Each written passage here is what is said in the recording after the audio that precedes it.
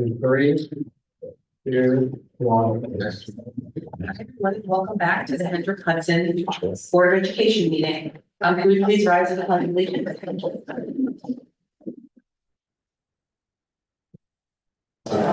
United States of America, to the republic for which it stands, one nation, under God, indivisible, with liberty and justice for all.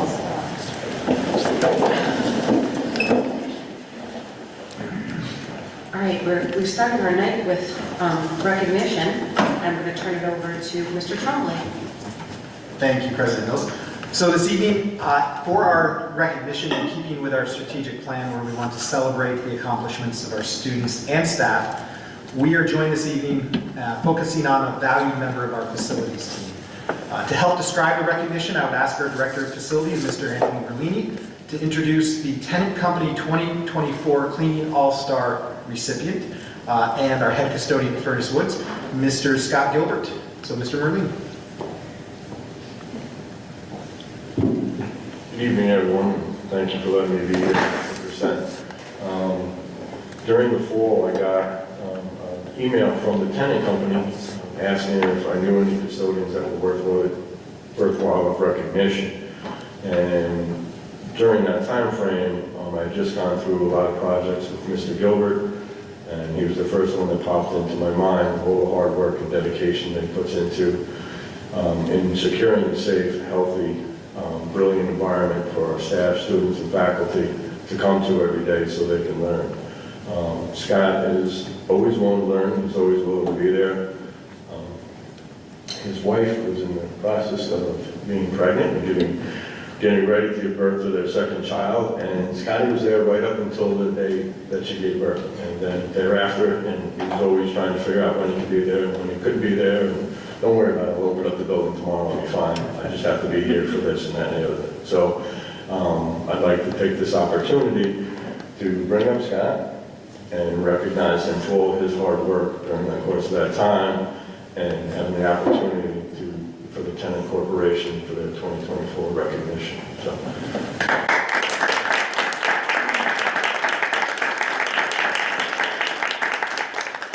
Before I come up and present you with a certificate of appreciation on this recognition, as Mr. Maloney said, we are joined by your wonderful family, two handsome sons who I know they're missing Paw Patrol, so we'll make sure we get you back there. And as a testament to Scotty's service, I'd like to note that this is one of the most well-attended board meetings we've had.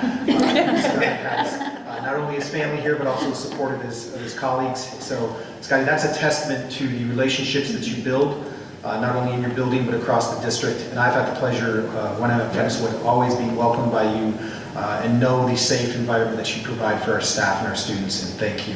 And so thank you for all you do. This is just a small recognition that we can give you, and I know your service to others goes deep into your history as a veteran, so we're proud to have you as part of our Hendrick Hudson family. I also want to take a moment to recognize Mr. Merlini, because it does take time to recognize those who deserve to be recognized. So Mr. Merlini did take the time to recognize Scotty. He also did receive some financial recognition from the tenant company for taking time to be recognized, and in a selfless manner, Mr. Merlini did donate that to charity. So Mr. Merlini, thank you for being selfless in your actions as well, both in recognition and for giving back to our community. So thank you as well.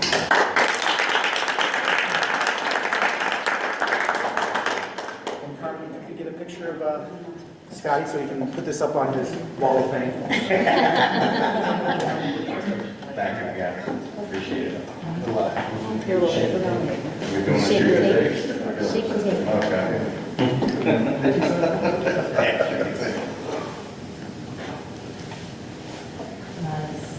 All right. Thank you again. Appreciate it. Thank you.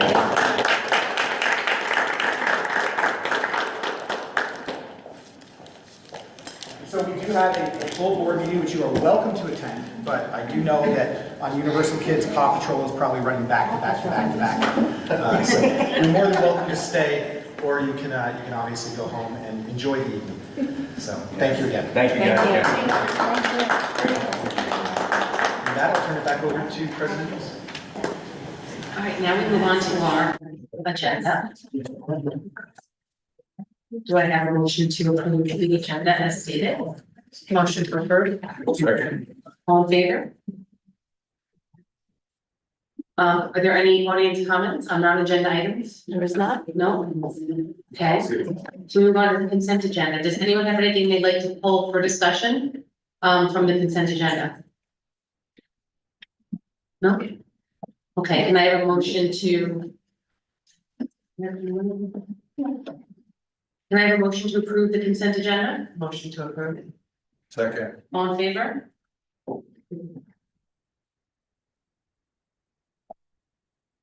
That moves us to, hearing of the public on agenda items. Does anyone signed up? There is not. Okay, that brings us to presentation and discussion. And we are starting with our district goals update. Thank you, President Mills. So this is a mid-year recap of some of the great work that's occurring within our districts across all of our departments.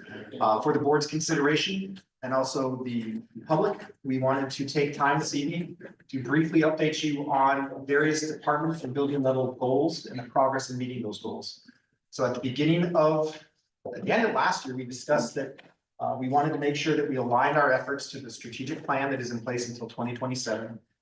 This work began in the summer at our summer administrative retreat. We're over a few wonderful days in July. I'm sure all of our administrative team remembers them well.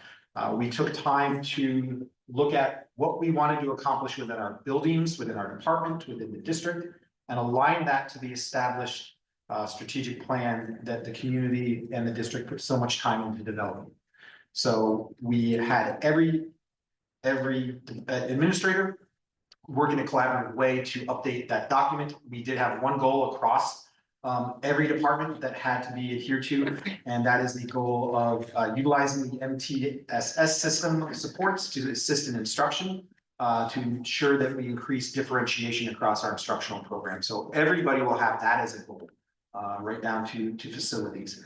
And then we asked our administrators and colleagues to identify other goals within their areas that may be goals that they have developed to make sure their department is continuing to improve, but they must be aligned to various strategic plan action items. So what we have done for this evening is, just as a reminder, we've put in where we were in terms of progress at our last update, which I believe was on, it was in September, October 31st, was it? September. Yeah. It's on here, I apologize. It was September 25th. September 25th. Thank you, Carmen. But also wanted to show you progress made since then. So I'm not going to insult anybody's intelligence and read it to them, but just wanted to show you that the progress we have made. We do take time in our monthly administrative team meetings to reflect upon and update these as living documents. We did share that these would be living, growing documents throughout the year, and at the end of the year, we would take time to update the strategic plan so that you can see memorialize the yearly progress. And so these goals may be messy, and that's good because we should be working towards them. So they're there for the boards and the public's viewing, but also it's more for us as an administrative team to hold ourselves accountable to make sure that we are progressing towards these goals. So with that is the update, because these are ongoing and continuous. I will yield to any questions from the board at this time. Does anyone have any questions? Nope. All right. Thank you. We read through this all earlier, so we are, that means it is, we have no questions. Yes, it's much appreciated, and the support of the board in their goals, because our goals cascade not only from the strategic plan, but also align with the Board of Education goals. And that is next. We're gonna do a, hold on. That's not that. I'm just gonna.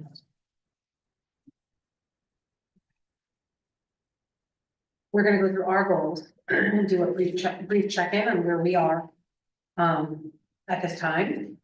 So bear with me while I open and then my computer.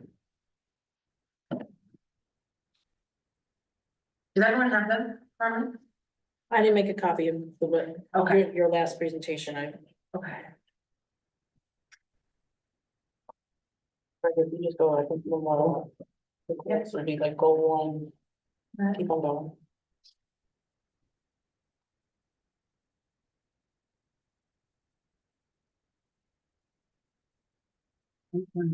So goal number one. Was to revive, goal number one, to strengthen and enhance communication and advocacy to secure support for district initiatives. We've begun that goal. And like, we have bullet points.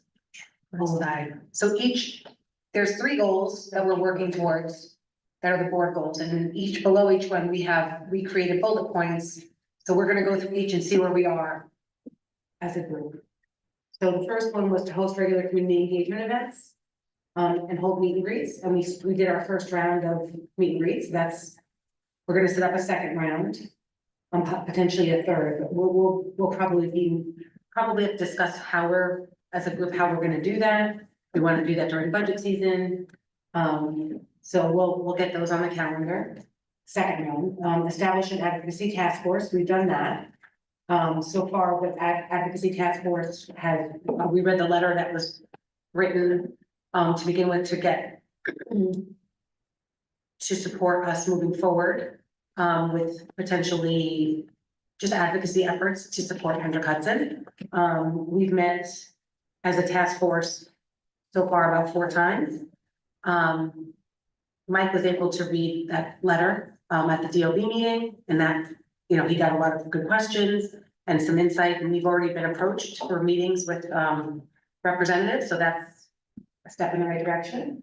And I just want to offer some insight, because I didn't get to share this with anyone today. We had a meeting this afternoon, with a few of us on the task force, and we actually, I was going to send everyone else, but I might as well just share now. We had a meeting, and to this effect, when we were talking about all the different things our groups were doing, it became very clear that this approach, is going to work best, because we're not working in different silos. We're all working together for the same goal. And it was really nice today to have that discussion, and we're putting together, the next step is to put together like an info sheet, like with data to share to go along with the letter. So we've gotten started on that. Attend and support school visits and meetings with elected officials. We're moving on that. Engage through email campaigns. We have set up our newsletter. We're going to send a second newsletter in January at some point. Create a process and procedure to include a student member on the school board. That is going to be, we're working on the process and procedure around that. We're probably gonna have to bring it back to have another conversation. But by next year, we have to have one. So we'll get that, we're moving towards that. Do you have an update on that with For BOCES, Yeah. I do not, just a point of clarification, because we were a little confused about the regulations there. Thinking that BOCES was going to set the procedure for how we pick our student representatives. The clarification point is that BOCES has a board themselves, so PNW BOCES has a board themselves. They have to put in place a procedure that chooses students from various component districts. And so they'll be working with us once they've identified that. So that was the oh, so clarification. there's 2. There's 2, correct? Okay, that's good. That's another opportunity for students, which is great. And then the last one here is email and social media campaigns. And we have also been working on that. And we're bringing in the thought exchange, what we discussed the last time, to start with feedback on how the community wants to hear from the board. So we're doing pretty well. Does anyone have any feedback on this goal? Okay. One point of privilege, we often, when we meet with our administrators and ask them to update their goals, one item that I ask them to consider is that they often do not give themselves as much credit.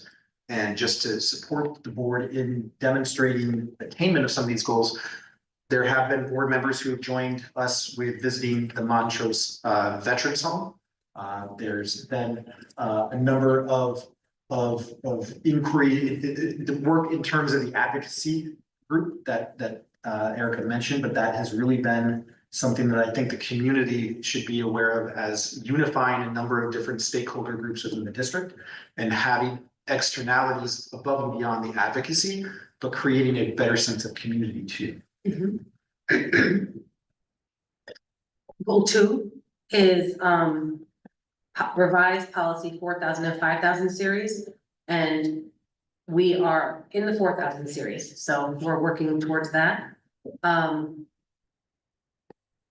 will say, being on the policy committee, this is quite an aggressive goal, but we're gonna get through. We got through 17 policies the last meeting, so we are, I think we can do this, but everyone has to bear with us. A lot of this, the 4,000 and 5,000 series are really, a lot of it is about our students, how we instruct our students, what our student requirements are. So there will be more discussion. Some of the policies are a little more straightforward. They're tied to legal matters. These are more, some of these will be more catered to Hendrick Hudson. So just keep that in mind as we move through those.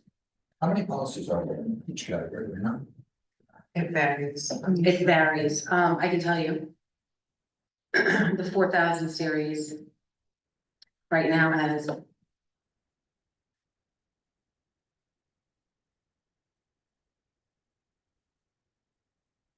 It's gonna be a long it's about 35.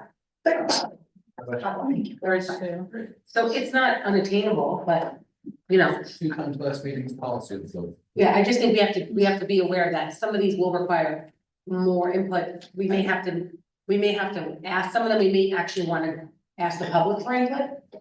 And we're gonna need more like leadership. Yes, feedback from leadership and administration, so just something to keep in mind. What's my screen? When privilege will you find your thing. So just to provide some background into why it may seem that policies move quite quickly at the board table.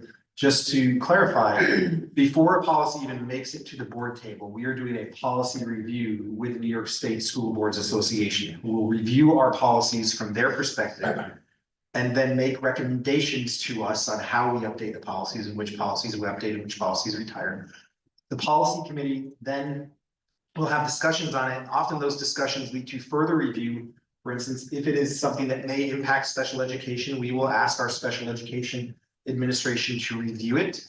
There may be some legal review in addition to the NISBA review, the administration review, and then it comes back, and there may be discussion on particular language that Hendrick Hudson, that may be specific to Hendrick Hudson, which then of course has to go back to legal review to make sure it's appropriate, and there's a lot of discussion before it even comes to the board table. And then what happens afterwards? You'll notice that most of the policies say the superintendent will create regulations associated with this. That's the next long-term step. But in any case, that is something that impacts our students or our staff, it is reviewed with administration. Either electronically, they're asked to review it and follow up with their staff as applicable, or we take time at a administrative team meeting if there's something that we really want to see that we see as a policy shift, or that is quite impactful to our operations. Just some background on that. Thank you. And then our third role was to monitor progress towards strategic plan. Create a monitoring schedule, set a timeline for reviewing the progress. So that was tonight, right? Check in one. Engage stakeholders, involve parents, teachers, students, and community leaders in evaluating progress, conduct public meetings or focus groups to gather input and ensure transparency. So that's the thought exchange part I think we can utilize that. And I think also we can talk about how else we want to communicate with our staff, our students, how we want to get involved. I think there's more conversation to be had as a group about that. So that So, was, I think, one of the first thought exchanges we were planning on putting out. Yeah. The best form of communication with our community and stakeholders, and how they want to receive information, and also how they would like to communicate with us. right, and we also have, at this right now, we're looking for, we're looking to hire to replace Dr. Muller, as she retires. So we're going through that process, and we have engaged the community. So, there's certain things we're gonna keep moving in that direction as much as we can, because the community involvement is very important to us. Adjust and recalibrate if the goals are not being met. I think we're doing that right now, so we can discuss that at the very end. Report progress publicly, and we're doing that. And then celebrate milestones, acknowledge and celebrate achievements along the way to maintain momentum and highlight the board's commitment to continuous improvement. So I think we're doing a lot of this. I'm looking, anyone's input. With the celebrating milestones, I know we've created the calendar of things that we want to do for the meetings, and that is updated continuously. Like, we want to make sure that we are acknowledging different groups and that we're letting people know like all the good things that are happening within the community, such as tonight with our recognition at the beginning. And that's something that we value and we want to make sure that we continue. And we're also going to, like, our next board meeting is actually at Blue Mountain. So we're gonna actually move to different locations for the high school. Next meeting, January 22nd is Blue Mountain. So you're gonna notice us going to Moving different around. buildings, moving around a little bit. To, you know, it brings us into the buildings, as a board, but we hope that people come to us too. So this is just another way, and in those buildings, our plan right now is to, do recognition specific to those buildings.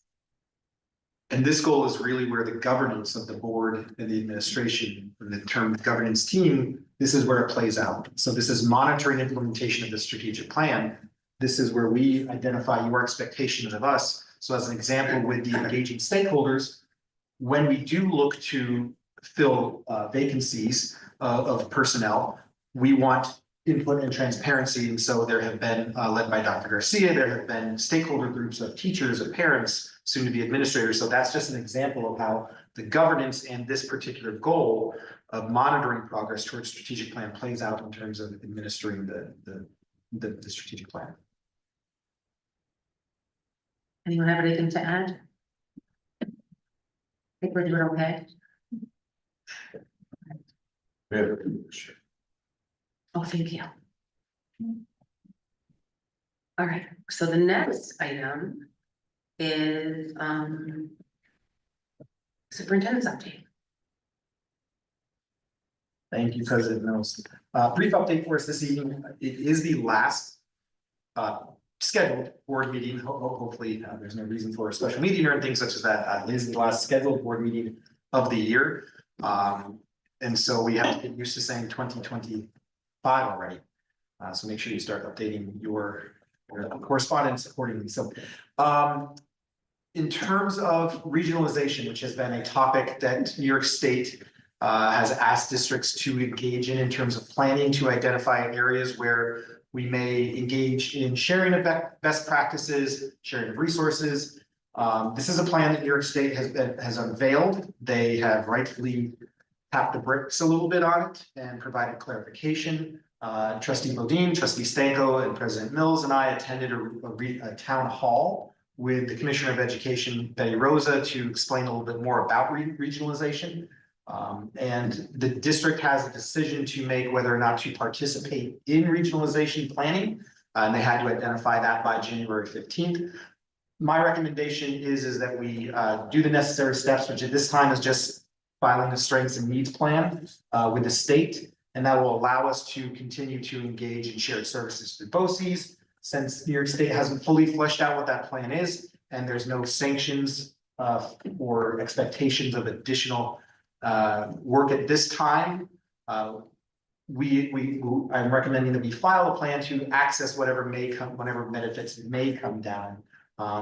New York State has assured us that a component of regionalization will not be loss of local control, and that individual boards will still have decisions, will still have decision-making authority when it comes to how their district may participate. So we are possible to file that plan in accordance with the deadline. At the January 22nd, 2025 board meeting, we will have the board prepared to engage in a discussion on the veterans exemption process.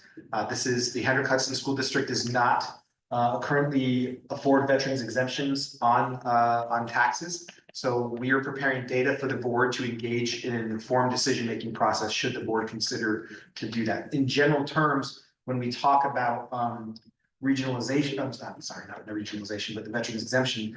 The soonest, as the town of Cortland has informed me, that we could go into providing these exemptions, if the board so chooses to, would be to notify the town of Cortland by May 1st of 2025 to have it take effect in the 2026-2027 tax year. So there's a number of steps that we have to go through should the board decide to offer these exemptions, including a public hearing, a public comment period, and then board action. So we want to make sure the board has an informed decision. So Ms. Figueroa and I will have already been working with the town of Cortland.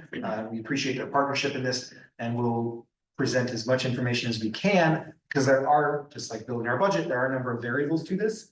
But we'll give you as much information as we possibly can to help you make an informed decision. As I mentioned in my, I believe it's my October 31st community update, I am fortunate to have a beautiful view from my office that overlooks the Frank G. Fields. And there's a wonderful tradition that I have come to learn that occurs in the afternoon, and it's not just the geese that habitat that field. It is that there are many individuals who use that space to engage in the enjoyment of motorized vehicles or electronic vehicles. I do want to take this opportunity to remind the community that motor-driven vehicles, including cars, snowmobiles, mini bikes, motorcycles, all-terrain vehicles, and electric vehicles. Did I miss anything? Anything that has a motor and can go on that space, they're not allowed on any school grounds unless authorized. We've had recent incidents where people have become injured. And also recently with yesterday being or Monday being it is Monday, so I'm used to board meetings on Wednesday. Yesterday being a day that school was closed due to inclement weather. Some individuals did take the opportunity to utilize those vehicles on that property and did some damage to our field. So if you or your family operate these types of vehicles, please ensure that they are only used in authorized area and in a safe, responsible manner, away from school property. And as a reminder, district use of district facilities, including the grounds, is governed by district policy 1500. And we really appreciate everybody helping keep our grounds and facilities safe for everyone. And as we approach the holiday season, I want to take a moment to extend my heartfelt gratitude to everyone. This is the time of year that we often reflect upon what we're thankful for and what those we are thankful to and for. I want to give my heartfelt gratitude to everyone who contributes to the success and well-being of our students, staff, and schools. We've done some incredible work together, as you can see if you dive into those goals on behalf of students. And it's a time where I'd like to celebrate the strength of our shared commitment to educating our students in the best manner possible. The joy and energy in our schools during the season are a testament to the spirit of our student and the dedication of our staff. And on behalf of the Hendrick-Hudson Central School District, I wish each of you and your families a season filled with peace, joy, and cherished moments. And thank you for all that you do to support our students and each other. Later this week, I'll share a broader holiday message with the entire community, but I want to make sure you, how many people do we have watching tonight? Those watching, I'm going to assume 16 individuals online. Wanted to, okay, didn't have that. I wanted to take a moment to let those 5 people watching just to know that my gratitude and best wishes for a wonderful holiday season. So at this time, I'll remind my kids to go to bed. If they go to bed by 7:50, that's a fantastic time to go to bed. But I will now also ask Dr. Stephen Garcia, Assistant Superintendent for Human Resources and Leadership Development, to provide his brief update to the Board of Education. Yes, brief. So as you know, I've been experiencing the pleasure of meeting with different stakeholder groups, gained some feedback on the characteristics of our next superintendent for curriculum instruction and assessment.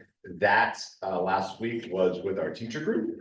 And I just want to share some initial thoughts. I thought it was fascinating. I'm really learning a lot about the school district and its community through this process. So it has been invaluable for me professionally.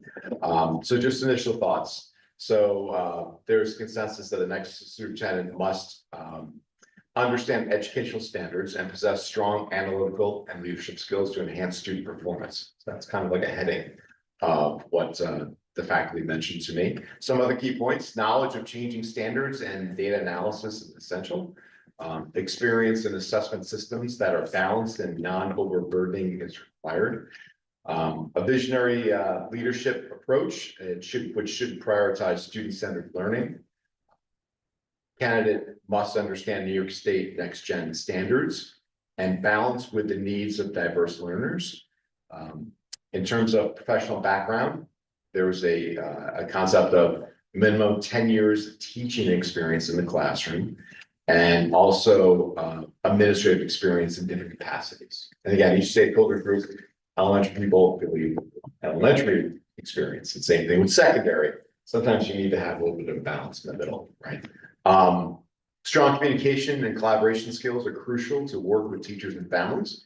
And lastly, an understanding of the K-12 curriculum approach and equity practices and program management. So those were some, just to highlight some of the characteristics that we're looking for. Tomorrow, I meet with the administrative stakeholder group. And the goal really is to develop a composite of the qualities of an ideal candidate for this position. And afterwards, after the new year, when the posting does close, we'll be starting through the review process. Right now in OLAS, I think there are about 80 candidates. So I think we're getting a good cross-section of professionals. And we're looking forward to continuing that process. Just as another note, we will be posting for the anticipated K-12 Director of PE Health and Athletics position. That will be, I think, the 6th of January. We're going to open that up and then see what type of candidates we get for that position. As Mr. Baker will be leaving us the end, I think, of December 2025. So we're getting ahead of the game there. Thank you, Dr. Garcia. I'll now ask Ms. Vinitha Joy to provide her update in technology and innovation. All right, thanks, everyone. We had some really good excitement at FGL, Furnace Woods, and BD, actually K-5, around our code. Today was at Furnace Woods. Our technology facilitator, Nikki Stabell, has been working with the teachers more than any other year because they now have support of our technology facilitator to be able to do some of the our code activities. What she actually did is mapping out based on the year at a glance document on our website for December. She looked at the ELA, math, science, or social studies, or even art and music standards, and she aligned that to a lesson that teachers can do with the students. So we really had quite a few teachers participated. It's voluntary, but quite a few teachers participated. Furnace Woods, she will be at FGL tomorrow and BB the day after.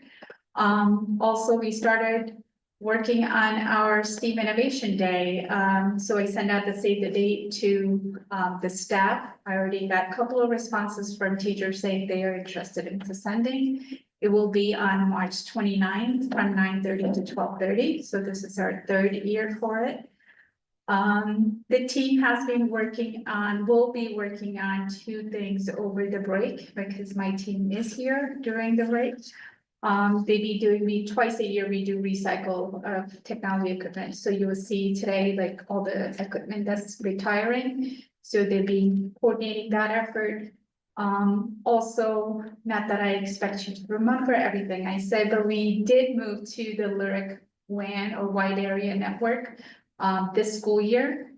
In August, we actually finished the failover for wired network. That means anytime our district goes down at the high school, because it used to be one point of entry or point of failure in the past, so everything went through the high school. If it failed, internet failed at the high school, the rest of the district goes down. So now we have two, high school and middle school. If high school failed, middle school can fail over to the middle school side, and we can still continue to have instruction and business as usual. We didn't have success with the wireless side. So on the 23rd, we'll be trying to, our network administrator, Brian, has been working really closely with the engineers to make this work. We really cross our fingers to make sure that wireless side is going to be failing over like it's supposed to. The other things, we continue to work on Envision migration. Jill and I have been attending the Friday standing meeting with the BOCES or the Lyric. in migrating our Ambition server over to BOCES. We have a deadline, hopefully February, but we're on track, so maybe it will be sooner. The other thing is we've been talking about moving to managed IT through BOCES in the new school year. Part of that is help desk. So currently we use a help desk system called Mojo Help Desk. That will be converting to ServiceNow, which is industry standards help desk through BOCES. So we've been attending the design meetings with them. So the user experience for our teachers would be similar to what they're doing in current help desk system. So that's pretty much all the update that I have. Thank you, Vinita. Thank you for providing updates on various aspects of our instructional technology instructional technology efforts, which span not only instruction, but also infrastructure and data. So I did remember that I forgot when I did my residency at BV to highlight something that Vinita's leadership has allowed. It was around the Halloween timeframe, and we did our students during one of their STEAM classes did a teleconference with students from Oswego. Yeah, we actually had a couple of different, in each one of the schools, we had, Oswego was one of them, and two other New York, state schools. So it was a video conferencing experience on a challenge that they had to create, a robot that they had to create. Yes, a robot monster. So Yeah. it wasn't just using video teleconferencing, but it was getting students excited about problem solving and engineering and design, where our students had to build a robot monster according to directions that were shared by the partner school. And just to see the excitement that the students had around that. And Vinita, thank you for your visionary leadership and Margaret as well, in the curricular area of our instructional coaches to supporting that. So thank you. And I do pay attention to what you say about our way of work. When are you testing out the wireless, so I can know if my computer goes down, it's not me? It's actually, you're wired, but if you are on wireless, it's on Monday. This coming Monday? Okay. So just a note for yourself. So thank you again, Vinita. So I'll turn it over to Dr. Ruller, our Executive Director for Curriculum Instruction and Special Learning. Good evening, everyone. So I'll talk a little bit about Monday's PD events since we had an early release day. Lots of activity at the elementary level. The focus was on interreading. We had a representative of the company come in and work with 3-5 in the morning, K2 in the afternoon. Learned about some features of the program we haven't really thoroughly explored yet. The most exciting of which is a product called Amira. Amira is an artificial intelligent reading assistant, and it's really quite fascinating how the kids will interact with her. So we are looking forward to developing a protocol for the student who would be served best by working with Amira, and that is with some guidance from interreading themselves. The consultant spoke to that a little bit. And then seeing what she can do to assist some of our kids who may be struggling in a few areas. So that was there was a lot of buzz around that particular feature. At the middle school, we had our ENL consultants in to talk about vocabulary development, co-teaching opportunities between content and ENL teachers. What exactly is the role of the ENL teacher when we are co-teaching? And then the middle school ELA team met with 2 programs to discuss a potential ELA pilot. Anicia and I will be debriefing, I think it's tomorrow, to talk about what we want, what's the next step in both of those conversations. The high school had lots of committees working toward the next step in their work. The planned pilot is exciting. Departments had their regular meetings. There's some conversation there continuing around their scheduling work. When we come back from the break, there'll be a bigger conversation, K-12, out of Curriculum Council, that will look at scheduling opportunities at the elementary level. The middle school level, as you know, has been engaged in conversation around that already, and we're just looking to move that a little bit further down the road. High school also wants to look at their course catalog and the way that students are offered courses for selection in any given school year. So they'll be looking at regional, not competitors, but colleagues, to see how is the course catalog open to freshmen in Briarcliff, or what does it look like in Byram Hills, and our kids selecting courses, what are the requirements, what are they open to, et cetera, as they look also at their scheduling opportunities. So those are exciting conversations to come. The high school, I also had a conversation with Lauren and the art team at the high school. So they are preparing to file for the individual arts assessment pathway, which is one of the alternative pathways for graduation. So you're required to have 5 Regents exams. This would allow students in the arts pathway to have 4 Regents and then their art portfolio. I will say publicly, just for transparency, that the individual arts assessment pathway is available to students in art, music, theater, and dance. We don't have a dance program. I don't know what it would look like in theater, nor do I know what the exact requirements are for music. Obviously, each discipline has their own portfolio that is built, but the art teachers are excited. They have done a lot of work on the requirements. They feel they have their application ready. And as soon as the window opens in February, we will file for that. It will be another opportunity for our students in the 25-26 school year. So that has been a while coming, but we're excited about having that now sit alongside the things like CLO Biliteracy, the CLO Civic Engagement, and we'll continue to explore what opportunities we can offer to our high school kids as they prepare to graduate. And that's really about it right now.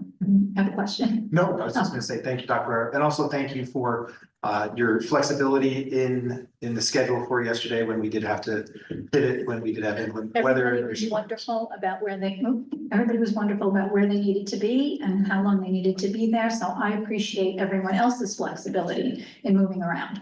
Great, thank you, Dr. Rare. And much of what our cabinet has been updating you about, whether it be positions, whether it be switching to different types of technology support, different types of schedules, that will also come out as part of our program budget. And we know that Ms. Jill Figueroa will be shifting a lot of her efforts into providing us with consistent updates on that. So I'll turn it over to our interim assistant superintendent for business, Ms. Jill Figueroa, for her update. Thank you. So we met with, we had 8 department budget meetings over the last couple of weeks with technology, curriculum, facilities. We met with the high school, the middle school, 2 elementary schools, and athletics so far. We had an audit committee meeting update where we went over our annual audit status. Where are we with that? Getting into the final stages. So we should be wrapping that up very soon. We're starting to work on the financial forecast with our finance committee. We met this evening.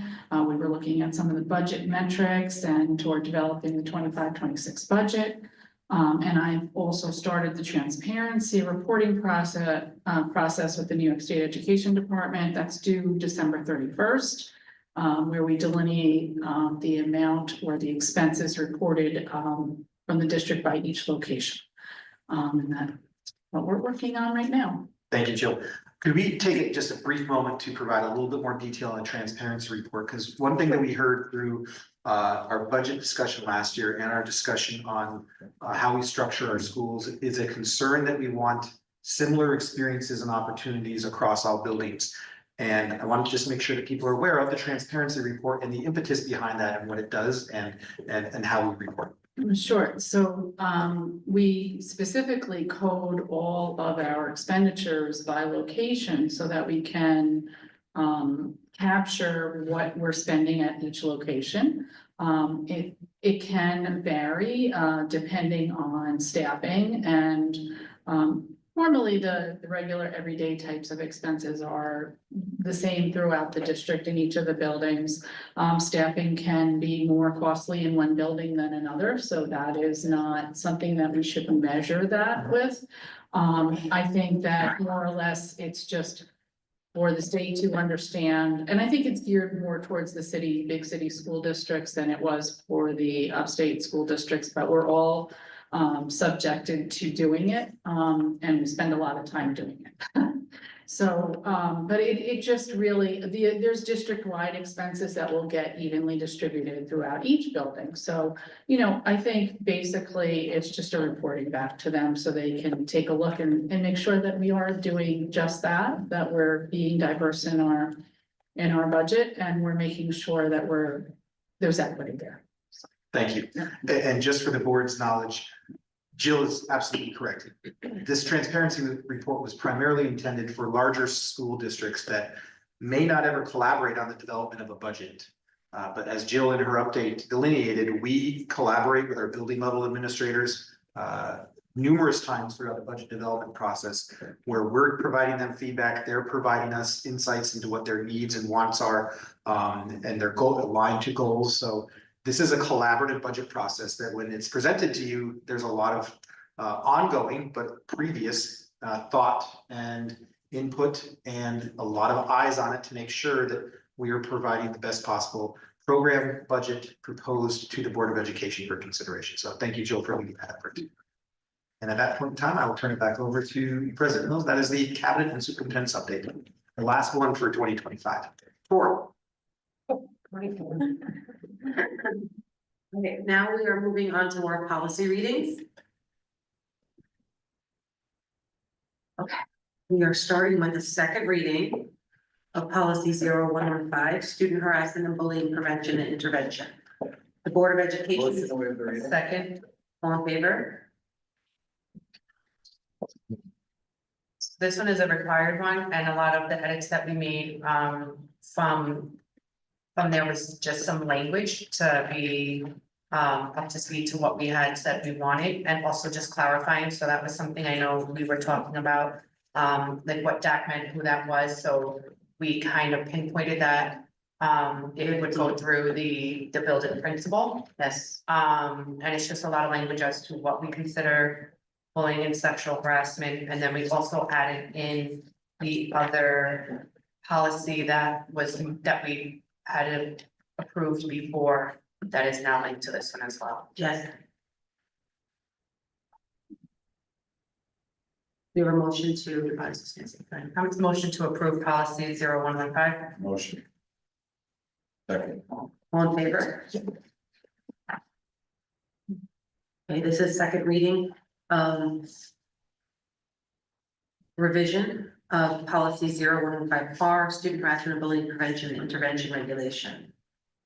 So this is the regulation. The board condemns and strictly second, all in favor? Again, similar to the other one, this is just the regulation. Again, we went through the language just to make sure that it matched what we had wanted as there and was very clear as to who each person is, and the time length for when stuff should be filed, and also when someone should receive information back that it was received, and investigating into the occurrence. Yeah, it's very thorough. This is one of the ones we actually adopted and revised in March, and now it's back again with more legal notice. So anyone have any questions? Motion to approve regulation 0115R. Second. All in favor? Okay, this is the first reading of policy 2270, school attorney. The Board of Education should second. All in favor? This one just talks about how we decide on the school attorney that we use. Communication, right, is it this one, how we communicate with the school attorney, which is always through the leadership, through the president and or the superintendent. Anyone is allowed, from the board is allowed to talk to the attorney, but it does go through the president. So either you tell the president that you are calling, or you call, and the attorney will also in turn do that. And it just goes through there and how we appoint them.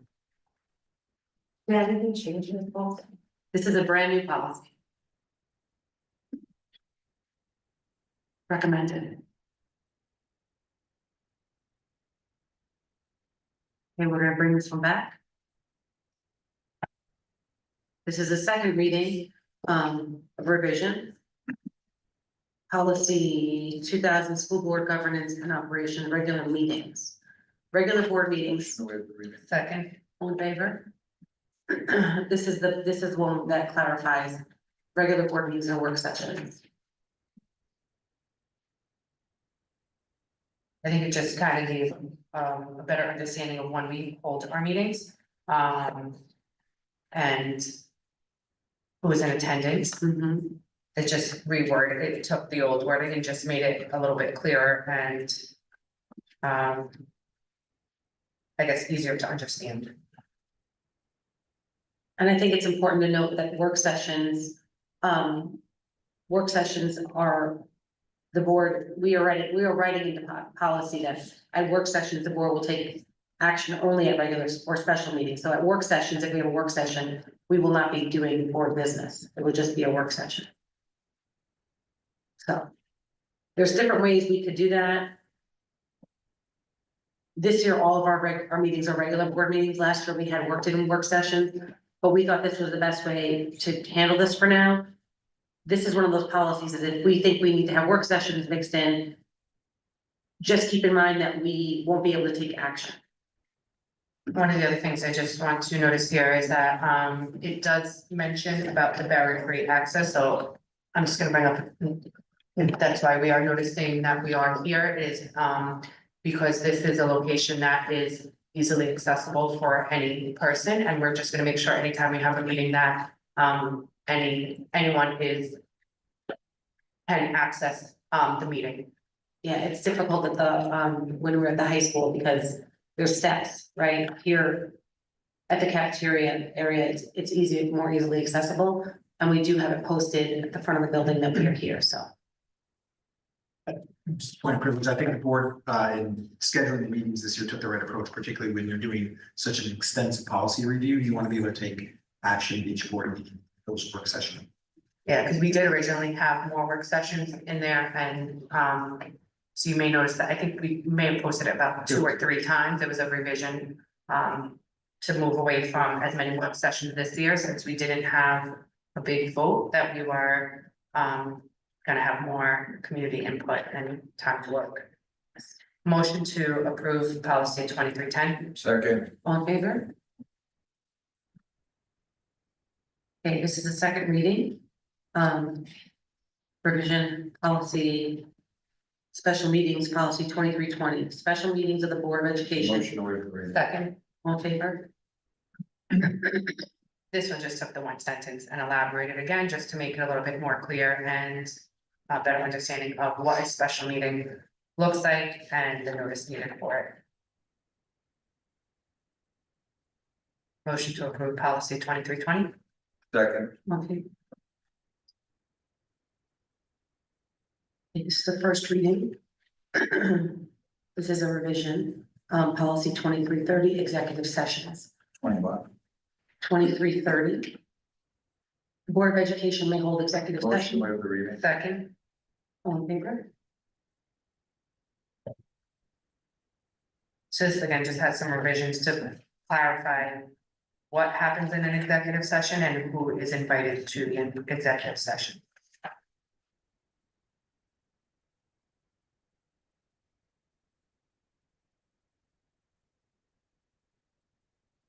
This has not been updated in 22 years.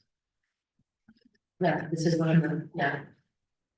So it was just time to look at the language, make sure that it was relevant to what we are doing now.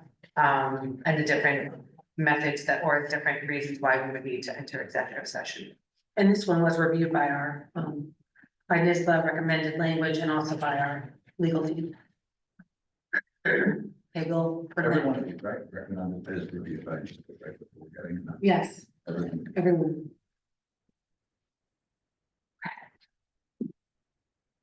That was the first reading, this is the second reading, revision policy on 2340, notice of meetings for all regular and scheduled. Second, all in favor? I think this one, again, we just, we're putting in how much time we would give to the public, for a meeting. And when, I mean, it says here that we would do 72 hours. Carmen has been great at giving, well, more than that. For the general public, for the agenda and for just notice of the meeting.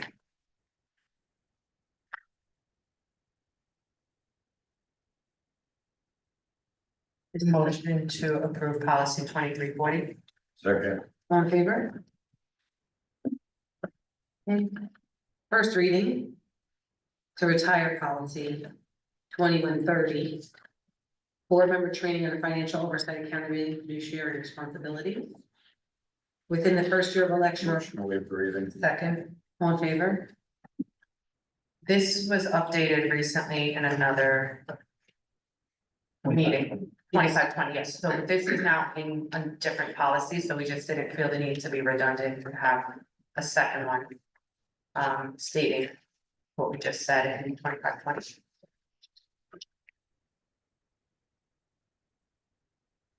We have to bring this one back to retire it.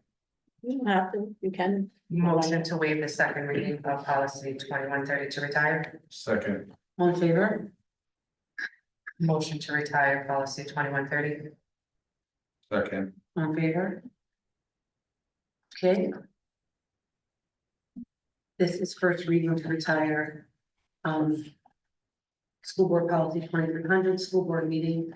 School board meetings are open to the public in accordance with law. Motion to waive the reading of policy 2300. Anyone second? Second. All in favor? This one we just rewrote. In different policies, yeah, so we have the policies that we were just approving and talking about for some of the first ones, what are regular meetings, what are work sessions, what are the special meetings, and then also the timing that would be provided for those meetings. So these, we're retiring this one because it appears in other policies. Motion to waive the second reading of policy 2300. Second. All in favor? Motion to retire policy 2300. Second. All in favor? Went crazy, or did you guys sometimes reference like what the policy was? That it's replacing in the, is that? The ones we just read them, so that would be policy 2310, policy 2320, and policy 2330. Oh, no, sorry, 2340. Yeah, no, I mean, like, if I for some reason wanted to go on and look at a prior policy. Those other ones that we're putting are new, so we're giving them new numbers, so that's why we're retiring this one. But it wasn't cross-referencing any other ones because they didn't exist before, because those are new. And then in any retired policy, with your access to board docs, you'd be able to go into archive. Right, that's what I was But she's asking asking. Yeah, but those other How ones does she didn't know? exist. what When I- policies replaced this Okay. retired policy. Normally what Carmen will do is put in, she plays, and top the public content, she'll put in which policy if we're retiring it. It replaces, so for instance, if you look at, policy 2330, in the public content will say that this policy is addressed in 2520. For the ones related to the delineation of what each meeting is, it was self-explanatory that since in policy 2300, we just adopted policies on those individual meetings that are mentioned in that retirement policy. And some of this is numbering system. It's just changing the numbering system because NISBA's numbering system is a little different, so now we're aligning with them. Thank you. Mhm. Okay.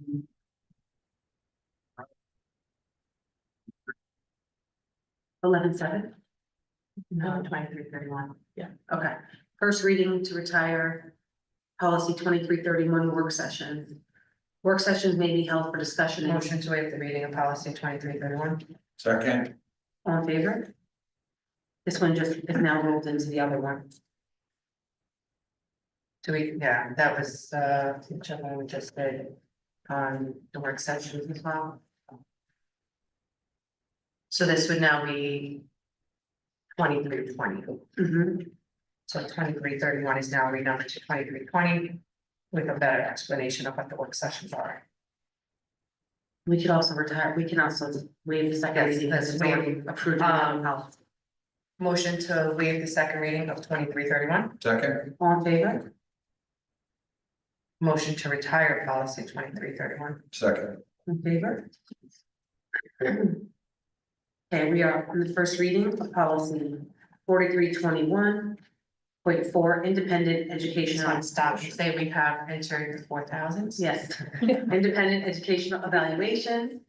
Motion to waive the reading. Second, All in favor? This is again, this is a legal requirement just as to, how you go about, or just if you believe that your child should have, get a CSE meeting. Do you want to explain that briefly? Sure, in terms of a independent evaluation, so the policies that we're looking at here, they set the fees that are charged for independent evaluations. We do know there were some board questions about this, so we are working with the People Personnel Services Office. They are getting back to us some of those questions, and you'll have those in your weekly update. In terms of the rate, the district uses the PNW BOCES guidance and child center rates, so that those fees are set. That's documented in our policy. In terms of when we work with the purpose of the administration of PPS, part of their role is to make sure that that evaluation process moves on. The state provides us with a list of independent evaluators. There is a very, I don't want to say antiquated, but there's a regulation that dates back, I believe, to the early 2000s in terms of how much we are allowed to charge. And it's 2001, the Division of Budget approved a rate of $100 per hour. So that's how those fees are set for the hearing officer fees. So this is delineating how we conduct those evaluations and how we oversee the implementation of those evaluations. We are provided with names by the state of those independent hearing officers, which changes quite frequently, and those lists of independent hearing officers are maintained by Carmen and shared with PPS.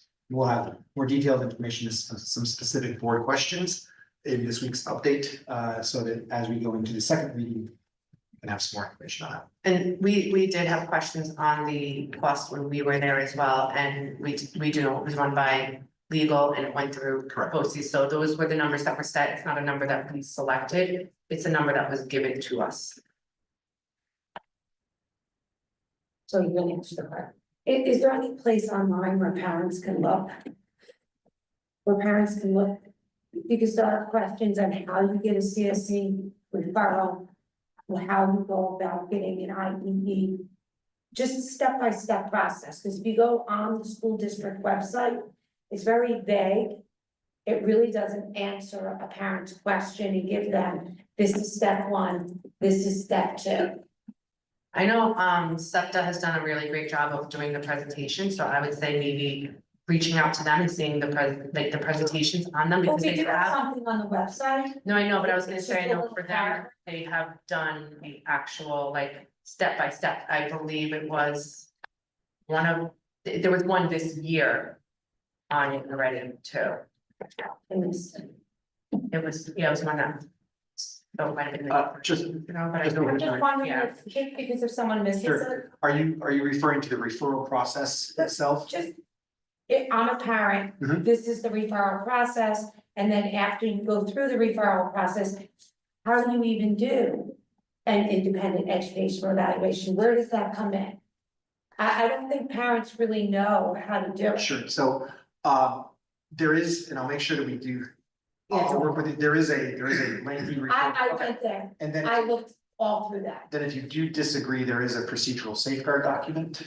so I didn't see the document on there. I was just wondering if it'd be little steps, Sure. this is step one, step two. And we can definitely touch base and review that website, but also provide further details in the board update before the next policy, so. And the other question I had about the fees were last updated in 2001, correct? Let me check the policy. I wasn't here for that. Because I'm just wondering if you go to this route and you're looking for a provider. You encounter the same issues you encounter with your health insurance, where you can't find a provider who's underneath and covered. So my understanding of the fees is that because we use the Child Guidance and Study Center, they're reviewed yearly by the BOCES. And they make sure that it's within the standard regional fees.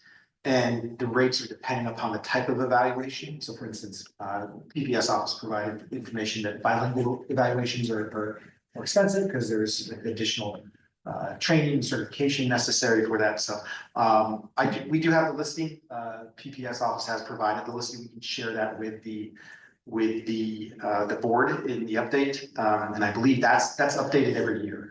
Cause I'm just In fact, they wondering, updated it, November 13th, 2024. so this gives us who you could use, right? The next one then goes with the compensation. Yes. The next, very next one. And the compensation, so if a parent wants to use someone who's not on our list and expects more compensation, they can't do that. I don't know. Oh, well, the hearing officer, it's my understanding, is provided by a state list. It's not the district's list. It's a list of hearing officers that are this, that the state decides And that's districts in the and communities. next, that's in the next policy. Okay, I'm just thinking, because I've never been through it. Sure. If you know how we all I've seen specialists before, and this specialist doesn't take your insurance, or they don't take any insurance at all. And that's the person who's best for you. Yep. I'm wondering if it's the same in So this type of situation. here's what I can say. I'll definitely reach out to the PPS office to get more information on that. There is oversight at the state level as well too, because if there is, we have to maintain information on each of those partial and partial hearings. In other words, I know if the state is notified of when an impartial hearing date is set, and then if we don't complete it within a certain amount of time, whether it be, and I've seen situations where the hearing officer didn't respond in an appropriate amount of time.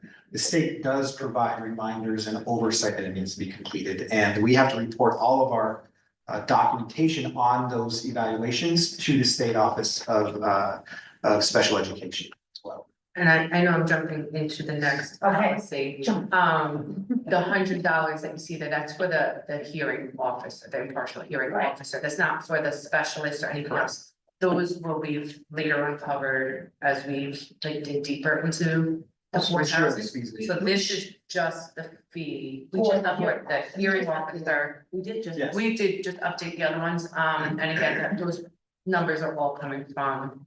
I think actually that chart is on there as a regulation. It is. So that it can be updated, like that when BOCES updates it, or it automatically updates to reflect their numbers. So we're not set in, we have to wait for us to update the policy again. It's supposed to be that we're referencing theirs, so when they update, ours updates automatically. So If I'm we'll provide correct on further that. details before the next meeting as well too. Okay, the next one is first reading.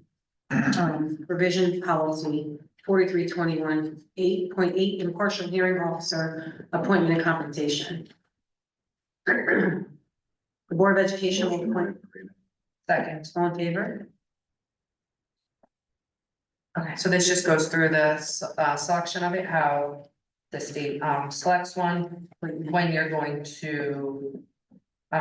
See from there, so it says that you'll have two business days after, and then the appointment and compensation, which like we said is $100 per hour. For the pre-hearing, hearing and post-hearing activities. And the cancellation, which again is another 2 business days. And this is, again, coming from this, as you can see, we had a policy before and they revised it based on the newest information. And we did have our PPS administration review this prior to presenting, or prior to the, Carmen, was it before or after the policy committee? I believe it was before. It was before. Guess we'll bring that one back. The next one is first reading. Retire, this is retiring policy 4420 class size. In order to provide. Second. On favor? So I know some people are probably wondering why we are retiring class size, and it was in the. When we were looking at this one, we had no intentions of talking about changing class size or any of those. It became a matter of. We found that this exact or very similar verbiage was in the contract for the teachers union, which supersedes the policy. So, and they are the ones who negotiate and go through this. So this allows them to have that power to, I don't even want to say power, but this allows them to negotiate and not worry about the guidelines of us. that we're following the contract. And the class sizes are identical here and there. And this also brought up, we had a conversation in policy, couple of conversations around this is, I dug deeper and tried to find any other school district that has any elementary class size policy. I could find one, in New York State, and the other policy 4420 was totally unrelated to this. So this is sort of something that we did in 1990. There must have been a reason, but then when the contract was codified 2012, when this was codified in the contract in 2012. So it was a negotiated point. I can't go back that many years to know why we needed to do this, but I think more importantly, this is not, because this exists in the contract, I think that's really best. A lot of questions came up about, why don't we have a policy on high school class size? Why don't we have a policy on special, children in special education rooms and And it's all laid out in the contract. it's all laid out in the contract. Just a point of clarification, one of the reasons why policies setting limits for class sizes may not exist, and why in the contract, it's actually stated as, and even in the policy that we're recommending to retire, they're guidelines or goals, because as we've talked about in budget variables, enrollment is one of those things that is out of our control. So you can imagine if there was a set limit that we had to follow, that financial, if we were to exceed that and there were specific mandates, it would put the district in a situation you really have to do some pretty big problem solving to make sure you met that mandate. That's why even in the policy, if we did go over the class size, it was, first of all, conduct a study and look at what things we can do to address that. And not say you can't run a class because it's over the class size. You have to look at options to better support students. And I think it's also one of the other things to note about the class sizes is that, sort of been discussed in the past, like the board determines the class sizes and unless we're gonna go differentiate from what's negotiated with the bargaining unit and go down in class size, we really can't differentiate. Like, it's not really technically up to the board because it's written into the contract that is negotiated with the union. As goals, Yes. as goals. And also, all of our, just so everyone knows, all the contracts we have, all the active contracts with our 5 units are all available to the public online under our human resources tab. In case you remember, anyone out there is interested in reading it or anyone here is interested in reading it, they're all there. Can I ask a question? Mhm. So if you're saying the main reason it's duplicative of what's in the contract, so we don't really need it, basically, and their language in the contract supersedes it anyway, so it sort of is just kind of fluff. It's redundant, it's like a redundant. Right. And then you said 2012, it was included. That's when the contract was that's when it's dated within the teacher's contract, 2012. So In terms of that section. That section. That section, okay. So do you mean, so I guess my question goes towards the fact that we're gonna be renegotiating the contract next year. And has it just been, kind of the language has been lifted Just carry over. and carried over, like it's not, and obviously, I guess it's a matter of opinion of class size, like, but for teachers, I would assume that it wouldn't be something that they would want a larger number, but I guess there are studies that, talk about the benefits either way, so I'm not gonna talk about that, but is it something that if we had a policy, it would help provide that guidance when there's gonna be that negotiation next year, or because you said to change anything in the contract, we'd have to renegotiate, but we are going to be renegotiating it. So isn't it some sort of like fair game in a year?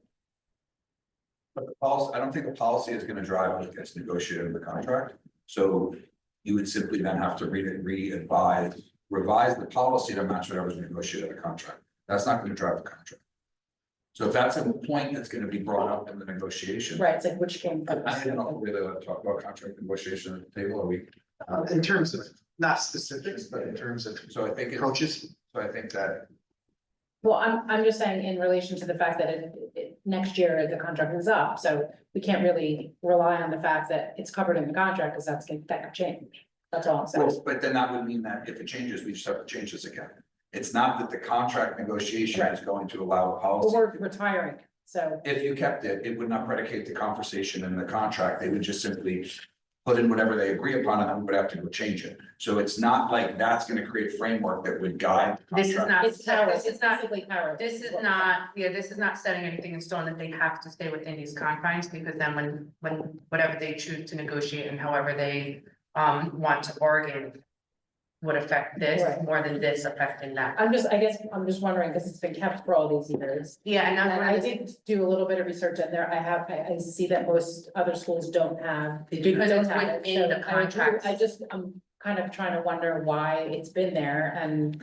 I'm gonna They ask, well, I'm gonna wonder why this policy hasn't been looked at in 10 years, Yeah, like all of our other policies. right, so.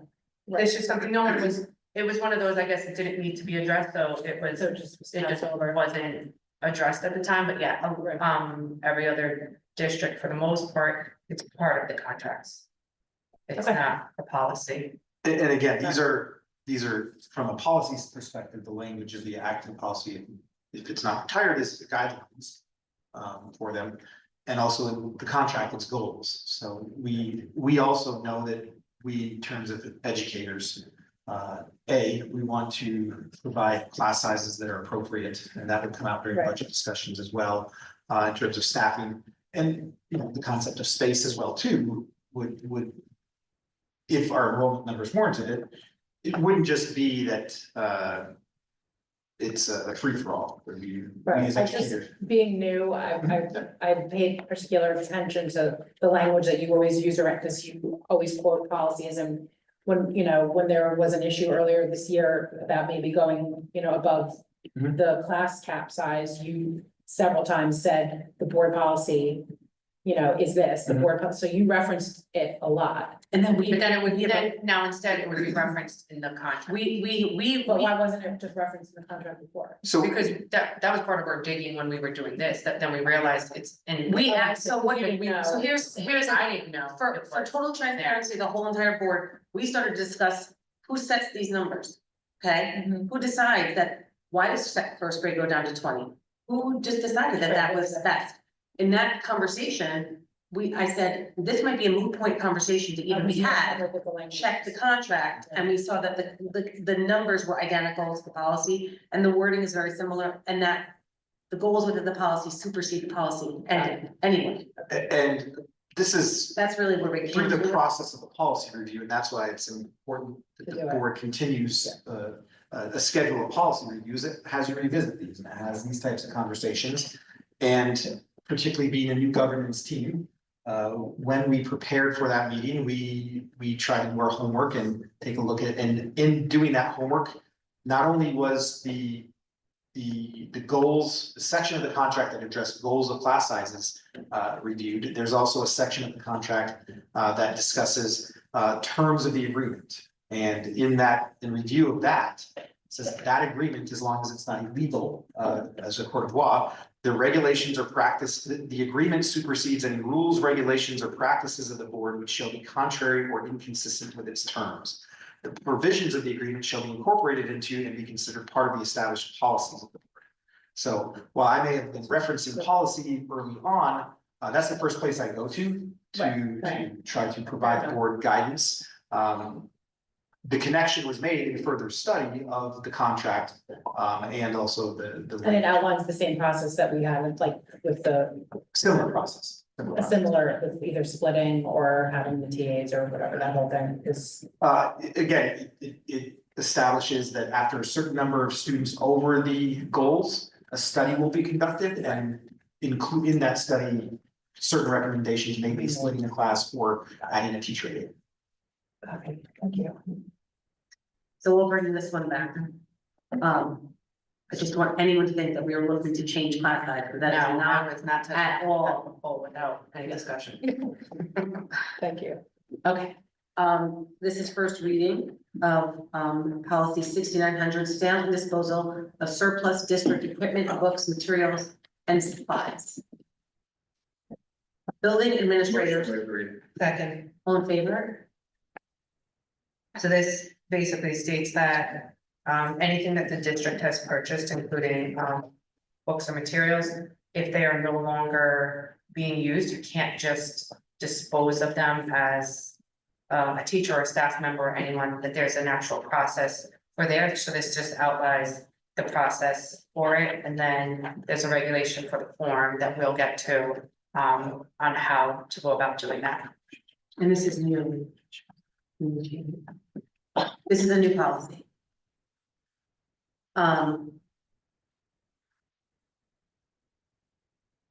Just to, I mean, I think something to keep in mind here is that, as a school district, everything that is owned and everything that is purchased and everything that's utilized by our school community is, purchased technically by the community.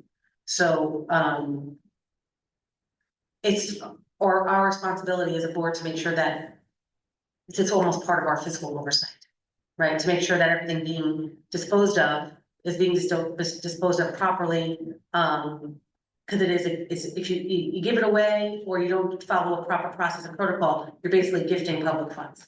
Also, the other piece it touches upon is the safety and security of our students. So sometimes like in the textbooks or something, like students write their names. This goes through the process of that those would be removed before they're discarded and or sold to somebody else. So it ensures this security of our students. And we do know that this does create more work for our staff, but I think that this is an important one. It's also possible for us to retrieve money. Like after you can, I know sometimes there's like the auctions and bids and you can reclaim some of the funds that you had spent. Yeah, we do some of that now, but this just puts it into policy. So we'll bring this one back. And then policy number, this is first reading, policy 6900, e-textbook disposal. So this, the E is the exhibit. So this is the form to dispose of those items. Motion to waive your reading of the form. Can I just ask a clarifying question? I'm sorry.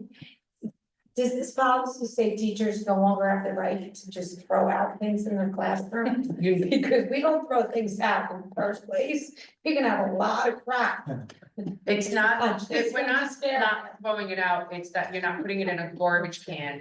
You're requesting that somebody is taking those items and storing them somewhere, discarding them somewhere, or selling them somewhere. It's not saying you have to keep all these books in your room forever. It's just now a proper channel for how you're disposing them. Like you can't just throw it into a garbage can, because if there's a student name in that book, somebody takes that book out of a garbage Okay, can. I just wanna say this to you. Asking us to check drop ceilings. Okay. I just wanna tell you that there's things in my office that are probably 50 years old. That go from the floor to the ceiling, and each June, we do a little bit of cleaning, and it's still there. And we throw things in the garbage, so I'm just looking at this policy, and you're now telling me we're not throwing them, and there's a. Did we get any teacher feedback on this? Personally, as a teacher, knowing the process for us, like for me, because my textbooks changed when I went from Common Core to Next Gen and the books that I was using. I did have to, like in my building, I did have to go, I can't just throw those books out. Those belong to the district, those belong to the taxpayers. They're not my books to throw out. I just was using them with my students. So you have to.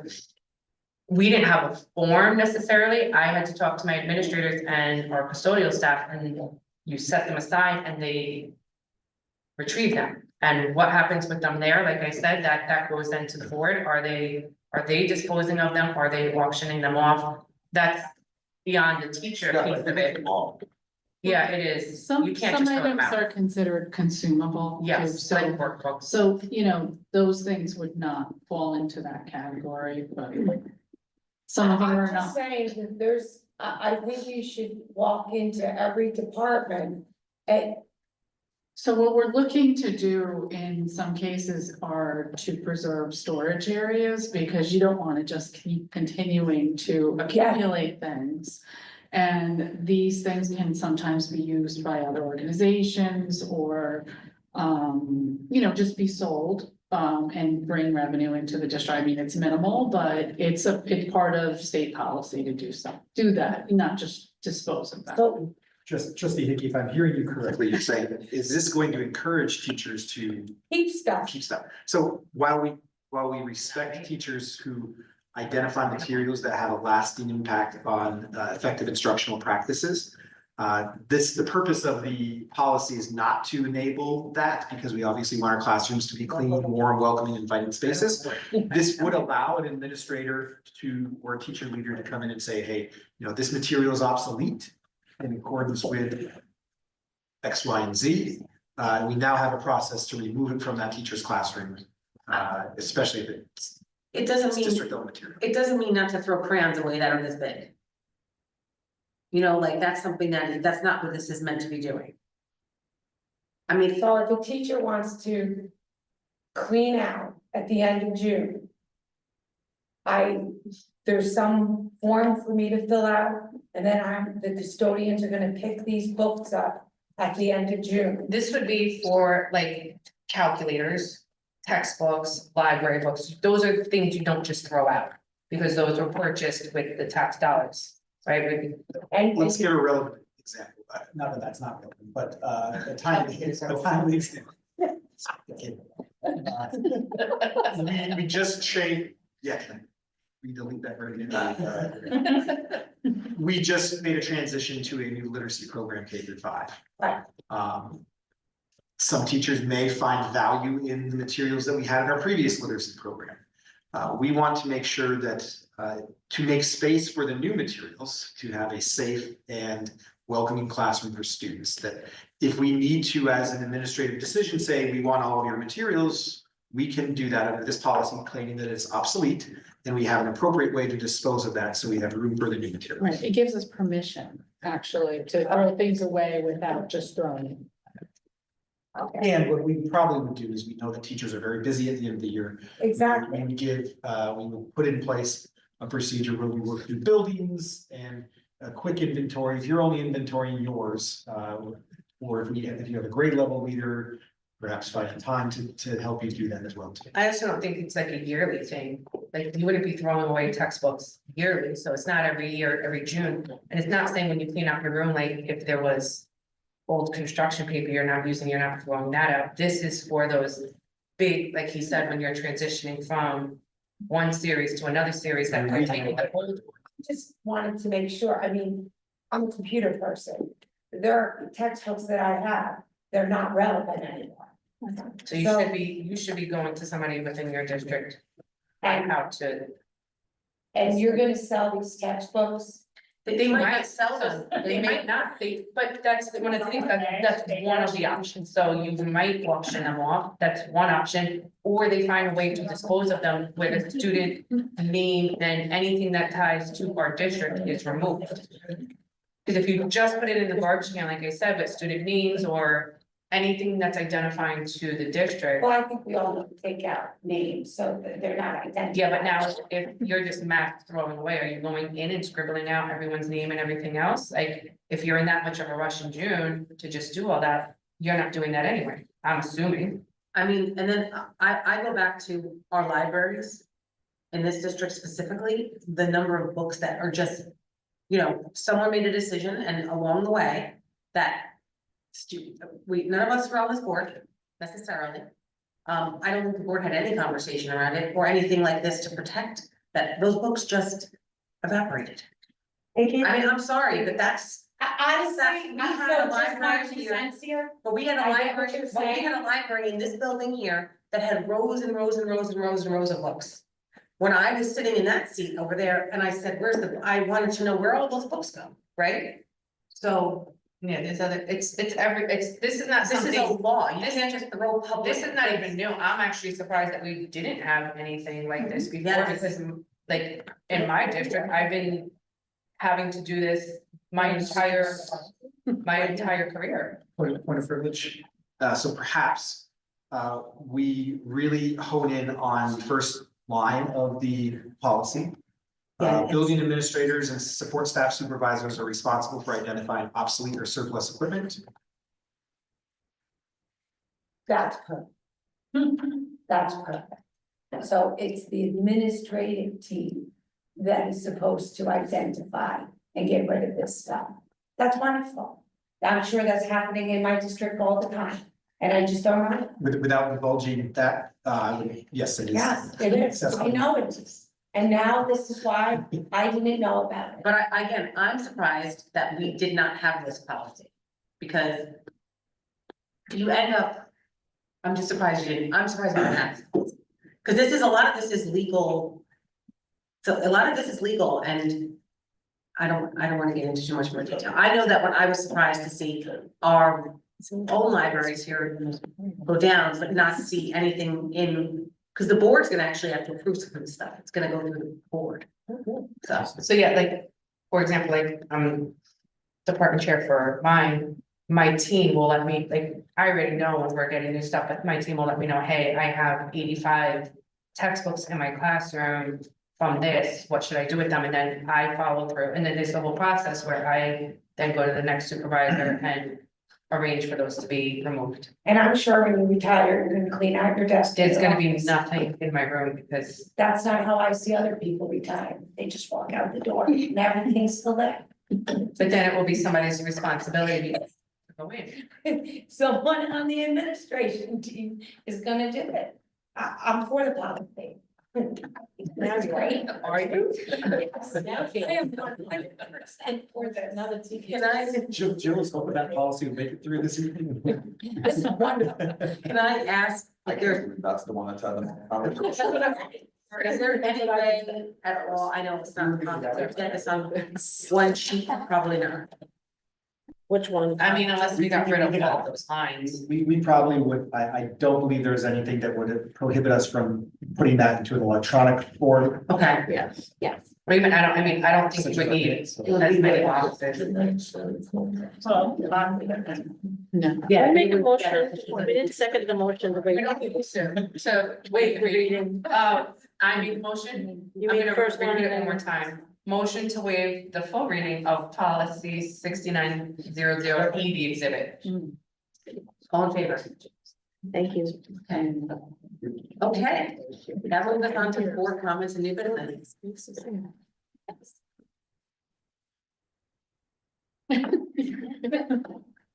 Anyone?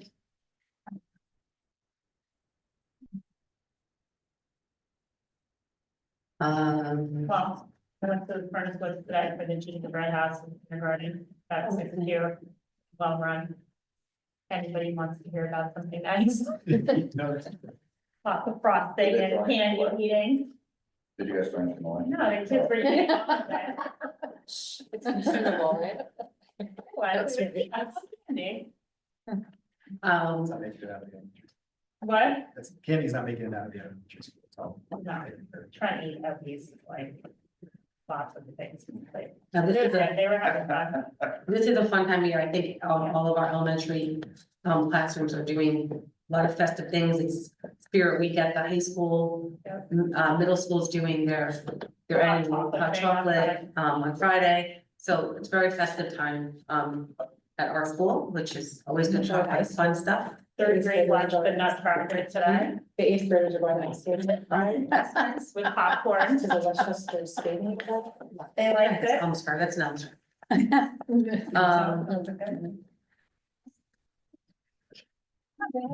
Celebration for the holidays. Third grade. I think just, I don't know if there was more than third grade. Who's that? Oh, yeah, with Santa. It's my first year of missing them. Yeah, second grade's making their gingerbread houses tomorrow, I know, Furnace Woods, and Friday there's gonna be a sing-along kind of thing where they've been practicing all the different holiday songs in FGL. And then tomorrow there's a concert, high school band orchestra. So it's also concert season. What time is that? It is 7, yes. And orchestra. That's always a really nice. I mean, our band and orchestra, the chorus was last week, they were amazing. Next is our committee reports. As I said, policy did a bunch, there was a SEPTA meeting last Thursday, and they had a presentation. Yeah, the finance committee had a meeting.